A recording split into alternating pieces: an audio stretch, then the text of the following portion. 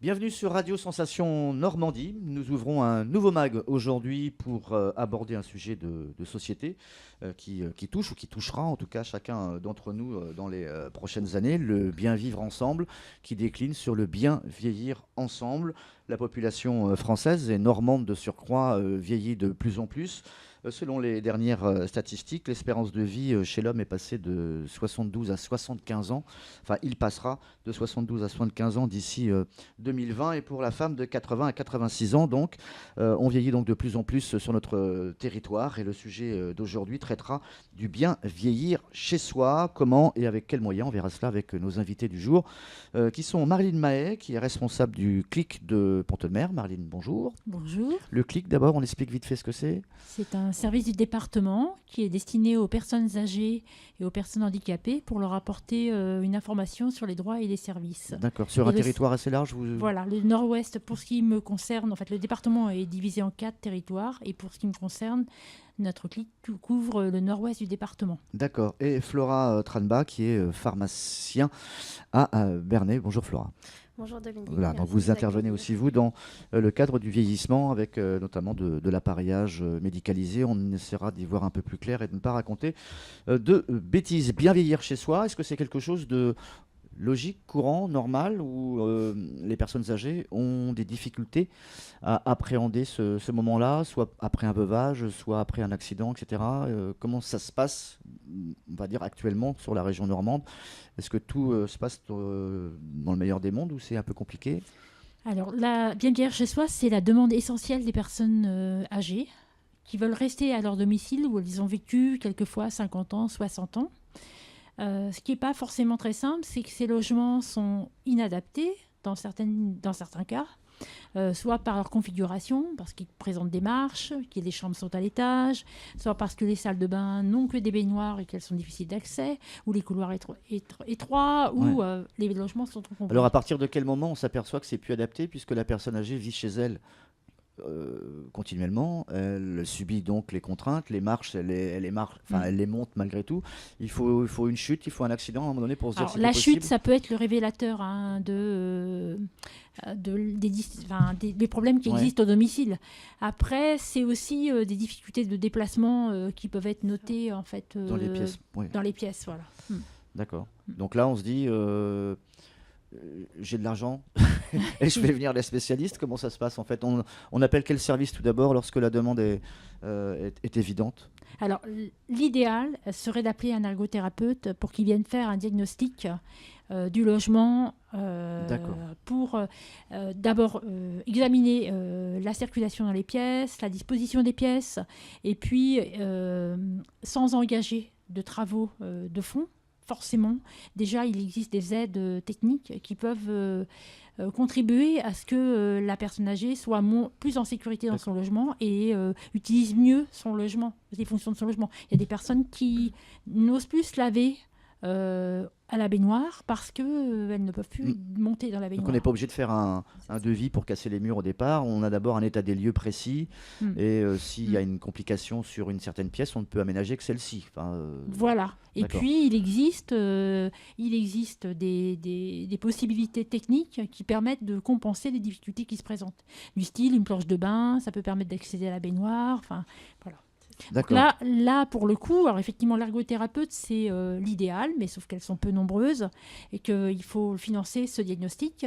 Ça permet une évaluation globale du logement.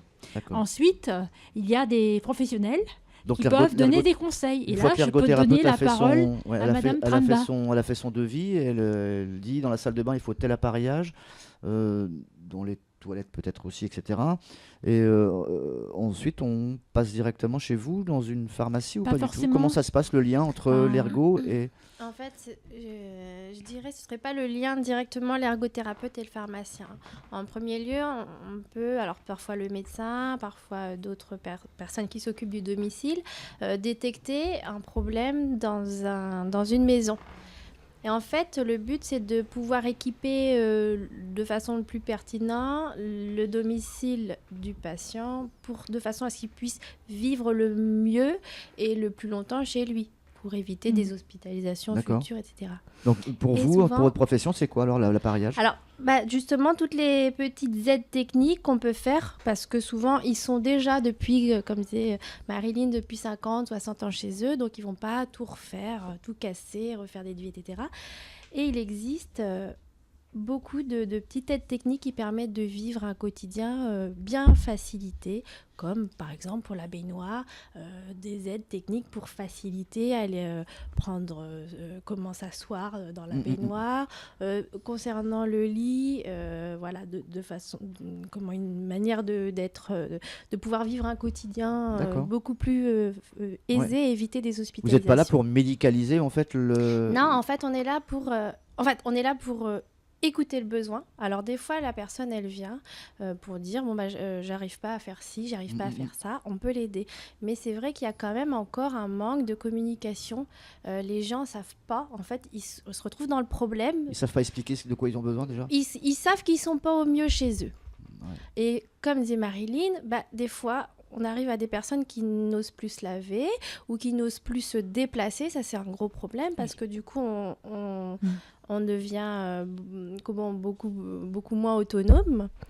Et tous les problèmes de santé qui s'en suivent. Voilà. On perd du lien social quand on ne peut plus se déplacer. Voilà. D'accord. Du coup, on se replie sur soi, on est moins stimulé, donc on perd de ses capacités. Donc c'est un peu un cercle vicieux. Et des fois, quand on est en couple, etc., la personne vous aide à monter dans la baignoire ou à faire le pas jusqu'à la douche. Et une fois qu'on est seul, on essaye de continuer jusqu'à temps que la volonté, que le corps dit stop, je ne peux plus. Oui.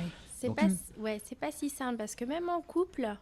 quand il y a une personne qui est en perte d'autonomie, du coup, l'autre personne, indirectement, elle va être aussi coincée chez elle. Parce que du coup, quand elle va faire des courses, il va falloir aller très très vite parce qu'on ne va pas pouvoir laisser la personne. Voilà. Donc, on aménage son logement ou certaines pièces. Une fois que le diagnostic, entre guillemets, l'état des lieux a été fait. Et ensuite, si ce n'est pas de l'appareillage simple, entre guillemets, des travaux peuvent être... Ça peut être des travaux. Lourds, donc là, c'est le bâtiment qui entre en... Alors là, quand des travaux doivent être envisagés, soit pour améliorer la circulation des pièces, ou aménager par exemple une rampe à l'extérieur pour permettre de rentrer dans la maison et de sortir. Au cas où on serait en fauteuil. Voilà, mais même pour une personne qui perd de la mobilité, qui est avec une canne, ça peut faciliter quand les pavillons des années 60, ils ont tous été faits avec des marches. Oui. Donc, si il y a des possibilités techniques pour aménager des rampes, donc dans ce cas-là, la personne, ou pour aménager une salle de bain, en fait, la personne peut rencontrer Solia. Solia, c'est un organisme public qui conseille les personnes âgées, mais pas que les personnes âgées. Qui se trouvent ici en Normandie ? Alors oui, ils sont installés à Évreux et ils assurent des permanences sur les chefs-lieux de canton, en fait. D'accord.